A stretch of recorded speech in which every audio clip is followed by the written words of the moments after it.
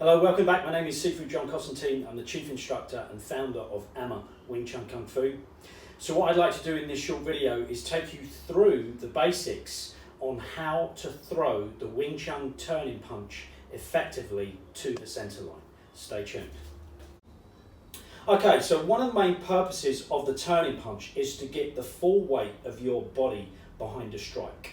And one of the ways we do that is to align the joints and turn on our central axis or the center line through a 90-degree rotation to actually get some speed and some acceleration and some body mass behind that movement. So what I'm going to do in this video is take you through the basics on how to align the turning punch through a 45-degree angle on both sides so that you've got the body mechanics to turn and rotate through a 90-degree angle. Okay, so the first self-training exercise is to get the body mechanics correct. So what I'd like you to do is stand with your feet together, shoulders back, your back straight, arms relaxed by your side. Gently pull your navel back to your spine and give yourself a little posterior tilt, which is basically tucking the tailbone under to obviously give strength and support to the lower section of the body. Take a nice deep breath in, raise your arms to the sides of your chest, then breathe out and bend your knees, keeping your knees together. Turn your toes out and then flip your heels out, and then just lower your center of gravity, bending the knees, keeping the tailbone tucked under, and just find a nice neutral position where your body weight is distributed evenly over both legs. Okay, so now that you've got a well-formed stance, what I'd like you to do is to achieve the correct alignment of the joints. What I want you to do is pivot on the left ball of the foot, and I want you to bring the left heel inwards so that both feet are angled off at roughly 45 degrees. I want you to make sure that your shin is vertical to the floor. I want you to make sure that this rear knee is pointing down to the floor and that you're generally sitting with the weight to the rear supporting leg. You should check this by making sure that your rear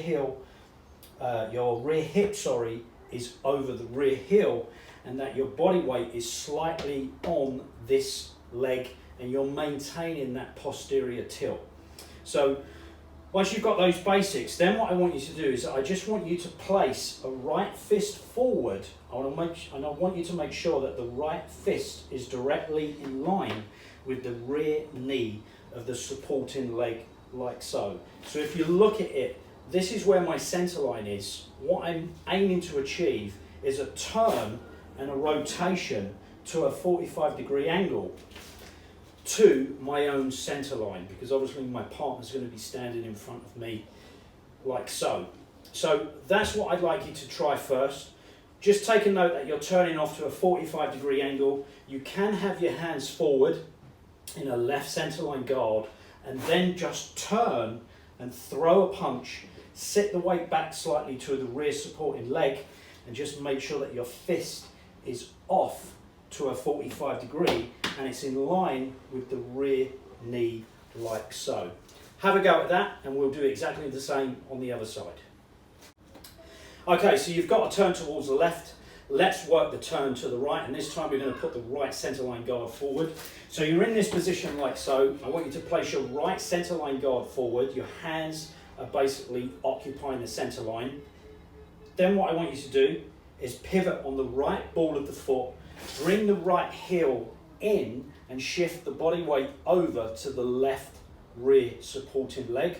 Make sure that your rear hip is over the heel and that this knee is pointing down to the floor and this knee is basically over the foot so that the shin is vertical to the floor. And then what I want you to do, I want you to place your left fist forward in line with the rear knee of the supporting leg, and you're turning off to a 45-degree angle like so. So it will look like this on both sides. You've got your hand forward, you're going to turn, then place your right guard forward and turn, and then come back. So I want you to do 3 sets of 10 on each side just to get that first turning motion, which will narrow the stance and will enable you to turn on your heels powerfully, keeping your groin protected. Try that. Okay, so now that we've got those two basics down, we're going to actually start turning and rotating through a 90-degree angle.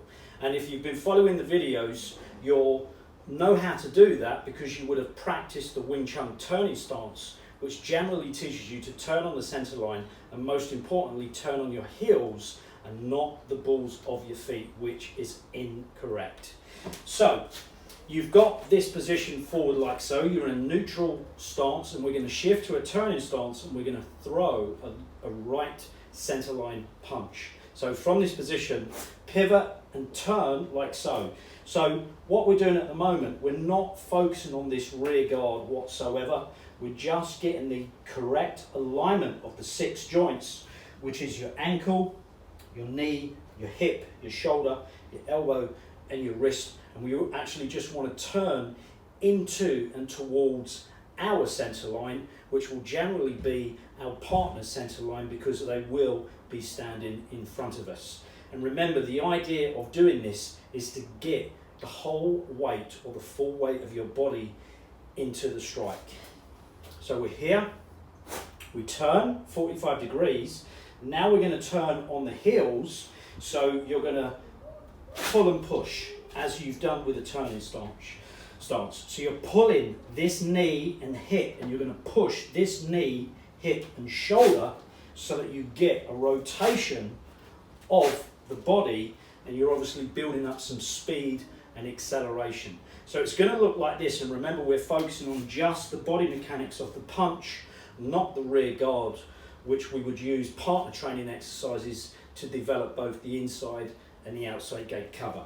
So we're here, you turn and punch, turn and punch, turn and punch.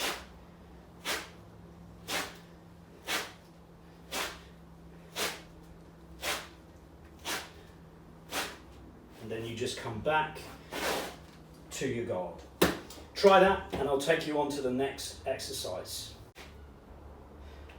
Okay, so far we've covered how to turn in the turning stance, coordinating the 6 main joints of the human body, which are the ankle, knee, hip, shoulder, elbow and the wrist, so that we can get the full weight of our body behind the movement and actually do some kind of damage when we want to turn and hit someone.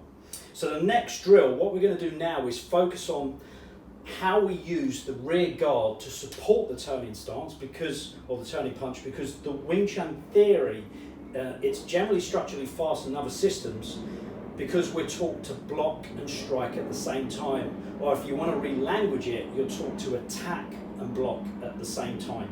Now, I'm not bothered how you language it as such, but myself personally, I prefer to go with the attack orientated mindset, which is I attack and block at the same time, and there's a different intention to it as opposed to saying that you block and attack simultaneously. So if you're choosing to use the word block first, it might make you a little bit more defensive, which is sometimes not a good idea when it comes to street self-defense, because in certain scenarios, or I'd say most scenarios, you do generally, if you feel threatened, it's far better to hit first. And that's just generally my basic approach when it comes to self-defense. So this next drill, what we're going to do is we're going to focus on the rear guard used in conjunction with the turning punch.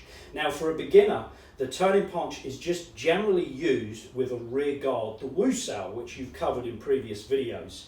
However, the rear guard can be used on both the inside and the outside gate, and the way that you use that guard is very different when you're actually working with a partner.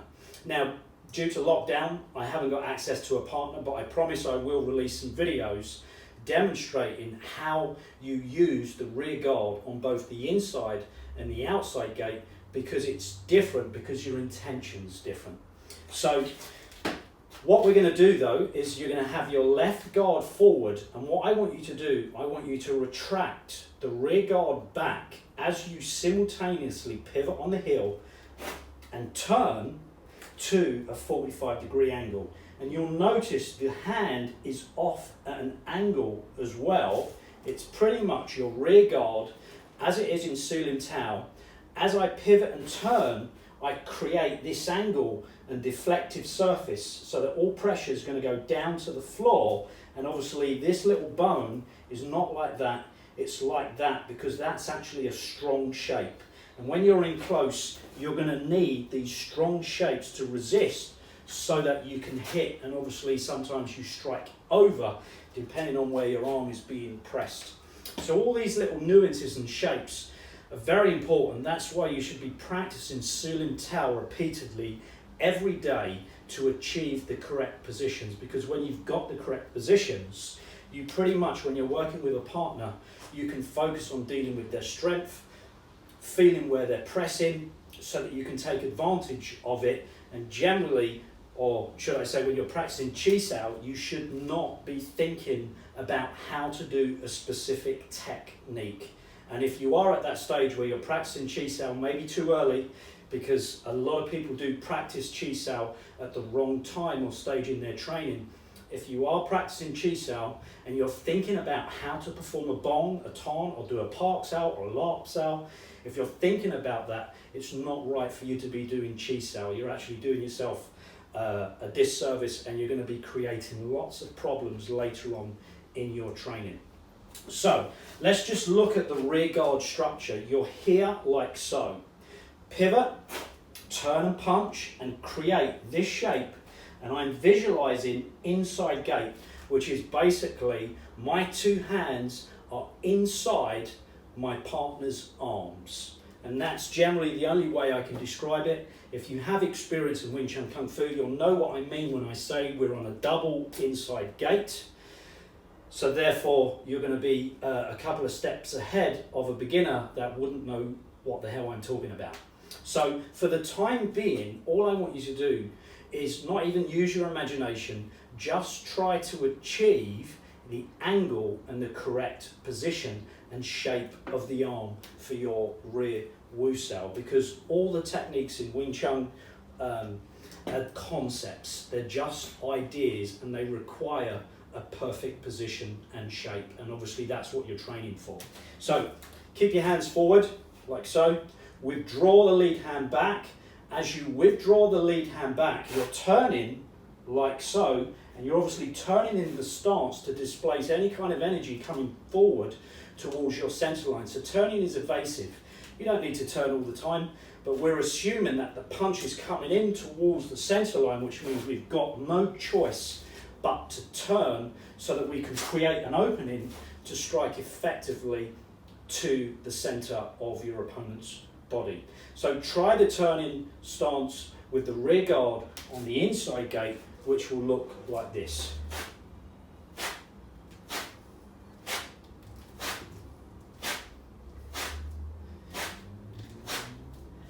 Try that, and we're going to go to the outside gate. Okay, now that you've got the inside gate, we're going to work the rear guard on the outside gate. Now the outside gate generally means if my partner's arm's forward, I'm on the outside position, which is generally, in martial arts, is the safest position because I'm away from the other arm as such, so I'm only dealing with one arm. When you're on the inside gate, you've got two arms hitting you like so. So the outside gate is a stronger position, and it's a lot more safer. It's generally the outside gate Park Sao position, which we strive to get all the time in Wing Chun Kung Fu. So the rear guard, however, what I'm going to ask you to do is turn in the stance on an inside gate movement first. Then your fist is going to rotate, and I'm going to turn like so. So I just want you to observe what I'm doing, because the language might get in the way of you picking up this material.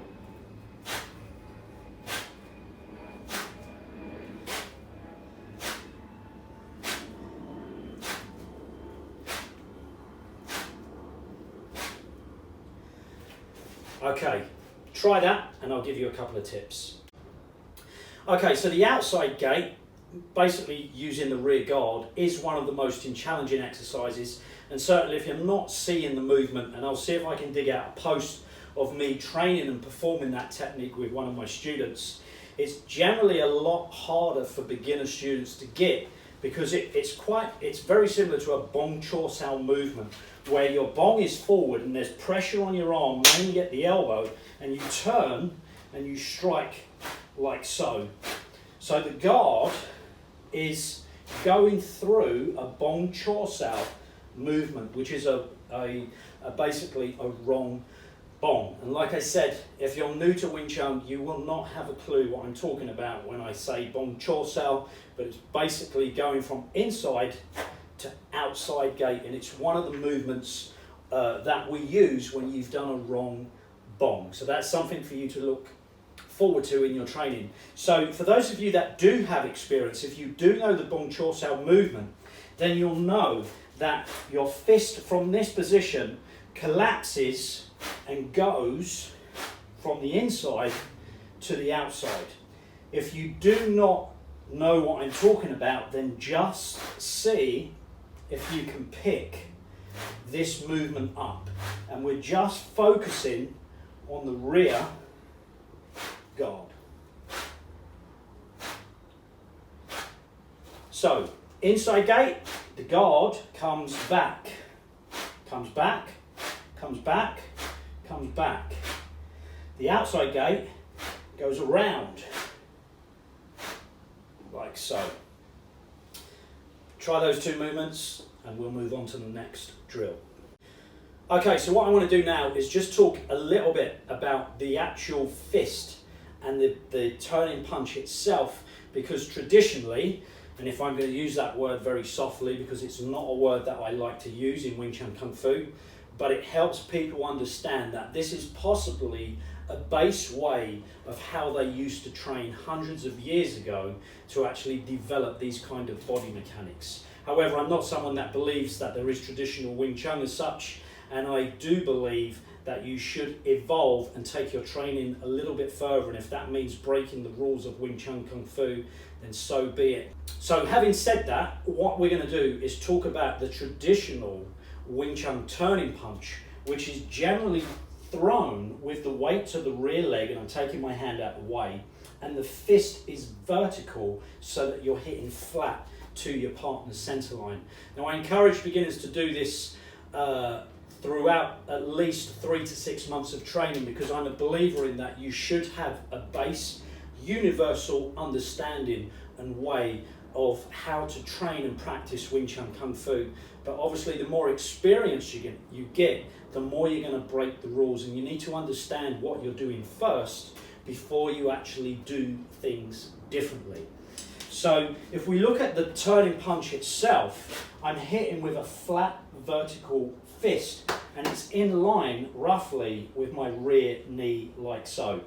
So what I want you to do is, for training, I want you to keep your fist so that it's shoulder height, tuck the tailbone under, grip the backside, make sure the heel is over the rear, make sure your hip is over the rear heel and your knee is pointing down to the floor, and you can actually lift your front leg off the ground quite easily without doing that. So that would be incorrect at this phase of your training. So you're shifting and you're hitting with a flat fist. What I want you to do is make sure your fist is in line with your knee, it's shoulder height, you tuck the tailbone under, grip the backside, pull the navel to the spine, and just contract your oblique muscles so that you get a connection between your shoulder and your hip, so that you can rotate and turn powerfully into the strike. And basically you're not leaving your hip behind or your foot behind, or your shoulders turning first and then your hips turning second. Remember, if you want a very effective punch, you need to coordinate and turn all 6 joints in powerfully, not turn like so. Not turn the body, punch and do that. It's a coordinated movement, and that's the skill that you're actually training for when you're working on the turning punch. So take the punch high, press the shoulder down, grip, squeeze the air out the fist, and then relax. Squeeze, relax, squeeze, relax, squeeze, relax, squeeze, relax. And that's going to develop some kind of strength within the technique. Then when you've got that, I want you to develop a little bit more power. So if you start from this position, just learn to throw the punch forward and you'll notice the arm bounces back. It bounces, and the term that we use is the fist relaxes on the surface, because you want to leave the arm forward, because we're practitioners that want to stick and bridge and cling to people's arms. So by striking forward, we can actually drop down on somebody's guard and actually control that guard so that we can get into that lethal trapping range. So try that movement, work with a flat fist, squeeze, relax,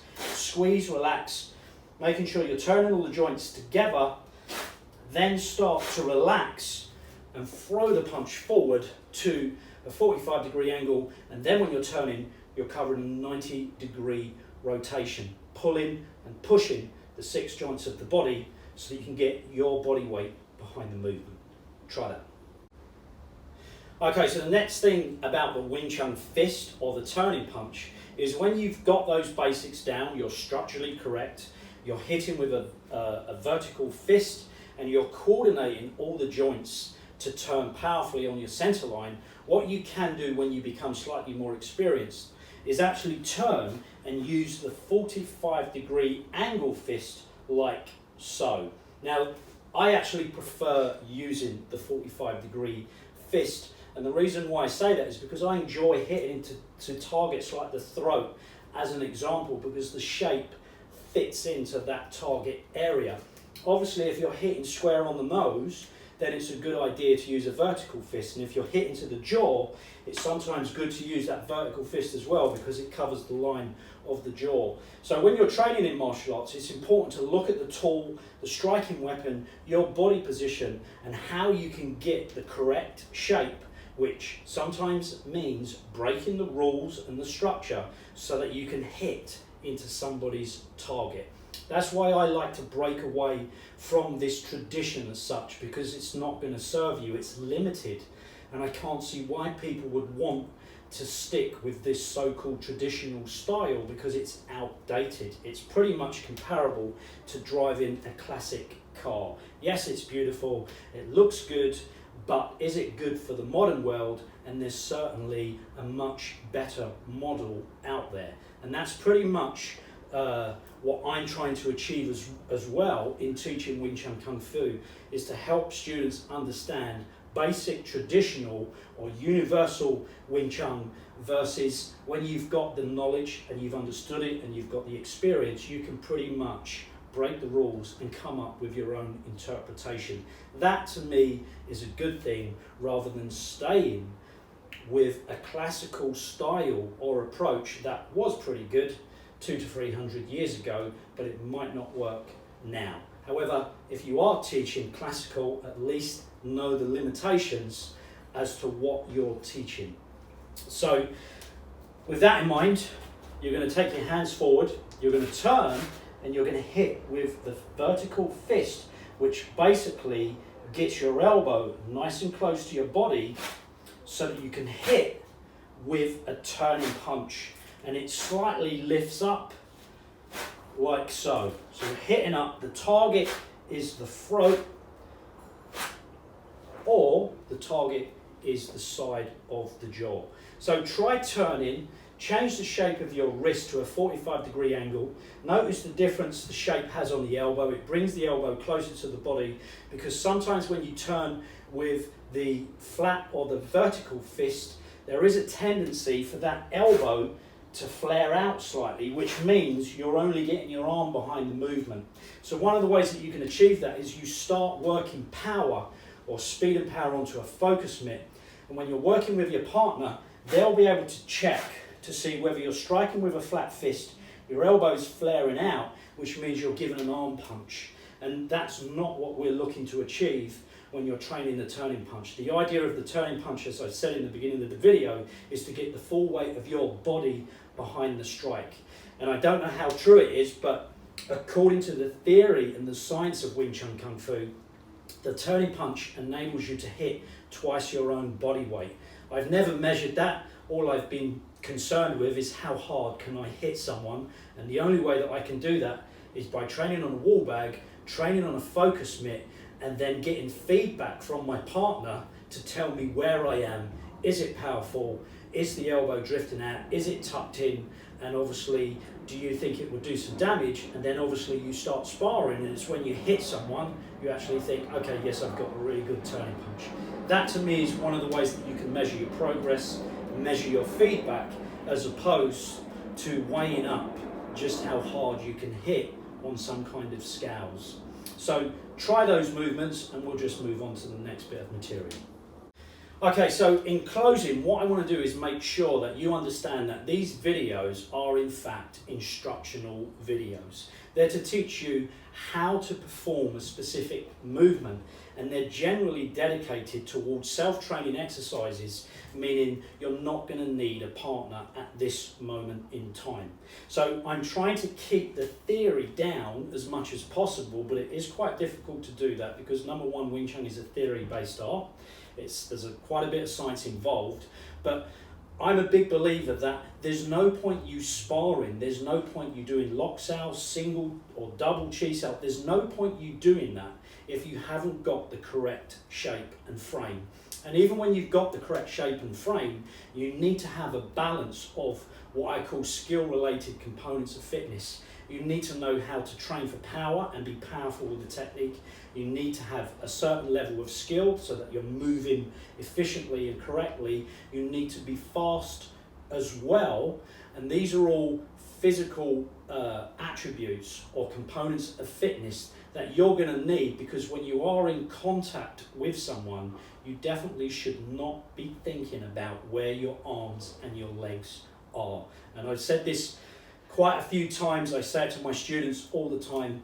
If you're thinking about practicing chi sao and you're still trying to remember or focus on how to do a technique, then what you could possibly do is go back and revisit some of your beginner and intermediate training where you learn how to develop shapes, techniques and movements against a straight punch, so that you can find the art as quickly as possible. More importantly, get the body mechanics down and learn how to control that distance, and obviously control the space between you and your partner.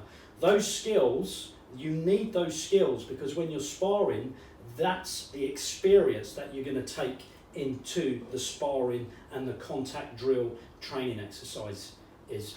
So what I'm going to do is I'm going to leave it there, and hopefully this video has helped you understand how to achieve the correct shape, framework and structure of the Wing Chun turning punch, so that when I post more videos later, you will not be thinking about how to move and find that technique. You'll be concerned with, where's my arm in relation to my opponents? Is it on the outside? Is it on the inside? Are they pushing down? Are they pushing in? Or are they pulling out? You can then start to focus on those ideas and actually work with your partner safely and start training more Wing Chun principles and concepts. So, if you like what we do, please like and subscribe to our YouTube channel, and you can follow me and contact me through our website www.anawingchun.com. You can also contact me direct through my Facebook page, Amma Wing Chun Kung Fu, and I'll be more than happy to help you understand a little bit more about how you can train efficiently in the Wing Chun system.